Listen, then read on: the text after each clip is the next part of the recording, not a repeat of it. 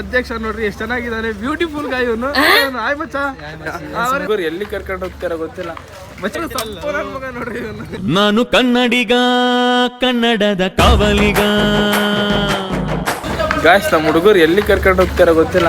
ಮಚ್ಚಿ ಎಲ್ಲಿಗೆ ಹೋಗ್ತಿದೀವೋ ಅಮ್ಮ. ಇವನು ನಮ್ಮ ಗ್ರೂಪಿನ ಮುಖ್ಯ ಅಧ್ಯಕ್ಷ ನೋಡ್ರಿ ಎಷ್ಟು ಚೆನ್ನಾಗಿದ್ದಾನೆ, ಬ್ಯೂಟಿಫುಲ್ ಗಾಯ್ ಇವನು. ಇದ್ ಮಾಡ್ತಿದ್ದಾರೆ ಗಾಯ್ಸ್, ಎಲ್ಲ ಹೋಗ್ತಿದೀವಿ. ನನ್ನ ಗೆಳೆಯ ಇವನೇ ನೋಡ್ರಿ, ಸಂಜು ಅಂತ. ಏನ ಮಚ್ಚಿ ಎಲ್ಲಿಗೆ ಹೊಲ್ಟಿದೆಯಲ್ಲ, ಎಲ್ಲಿಗೆ ಹೋಗ್ತಿದ್ಯಾ? ಅಭಿಷೇಕ್ ಶರ್ಮಾ ಎಳೆ ಮಗು ಆಗಿದ್ದಿದ್ರೆ ಓಕೆ, ಏನಿದು ಏನೋ ಗೊತ್ತಾಗ್ತಿಲ್ಲಪ್ಪ. ನೋಡ್ರಿ ಇವನು ಎಂತ ಒಳ್ಳೆ ಸಂಸ್ಕೃತ. ಇವನಿಗೆ ಬೀಪ್, ಇವನಿಗೆ ಪಕ್ಕ ಬೀಪ್. ಗೆಳೆಯ, ನನ್ ಗೆಳೆಯ ಆಯ್ ಮಚ್ಚ. ನೋಡ್ರಿ ಗಾಯ್ಸ್, ಇವನು ಎಷ್ಟು ಒಳ್ಳೆ ವ್ಯಕ್ತಿ ಅಂದ್ರೆ ನೋಡಕ್ ಅಷ್ಟೇ ಒಳ್ಳೇನು. ಗಾಯ್ಸ್ ನಾವ್ ಕುಂತಿರೋದೇ ಟಾಟಾ ಐಸಿ ಒಳಗೆ. ಇಲ್ಲಿ ನೋಡ್ರಿ ಎಂತ ರೈಡ್ ಹೋಗ್ತಿದೀವಿ ಅಂದ್ರೆ, ಬ್ಯೂಟಿಫುಲ್ ರೈಡ್. ಈ ದೇವಸ್ಥಾನವು ಸುಮಾರು 500 ವರ್ಷಗಳಷ್ಟು ಪುರಾತನವಾಗಿದೆ.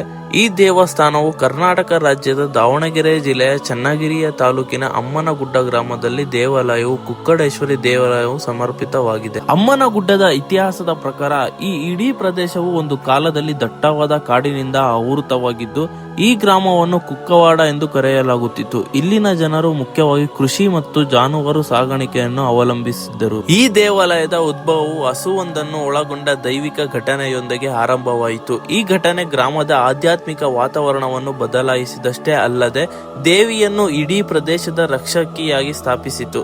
ಕಾಲಕ್ರಮೇಣ ಒಂದು ಸಣ್ಣ ಇರುವೆ ಗುಡ್ಡದ ಸಮೀಪದಲ್ಲಿದ್ದ ಈ ದೇವಾಲಯದ ಪವಾಡಗಳು ಮತ್ತು ಆಶೀರ್ವಾದಗಳಿಗೆ ಪ್ರಸಿದ್ಧಿಯಾದ ಗೌರವಾನ್ವಿತ ಪೂಜಾ ಸ್ಥಳವಾಗಿ ಬೆಳೆಯಿತು. ಈ ಪ್ರದೇಶವು ಬಹಳ ಹಿಂದೆಯೇ ದಟ್ಟ ಅರಣ್ಯದಿಂದ ಆವೃತವಾಗಿದ್ದು ಇದನ್ನು ಕುಕ್ಕವಾಡ ಎಂದು ಕರೆಯಲಾಗುತ್ತಿತ್ತು. ಈ ಪ್ರದೇಶದ ಒಂದು ಹಳ್ಳಿಯ ಗೌಡನ ಹಸುವೊಂದು ಮನೆಯಲ್ಲಿ ಹಾಲು ಕೊಡುತ್ತಿರಲಿಲ್ಲ.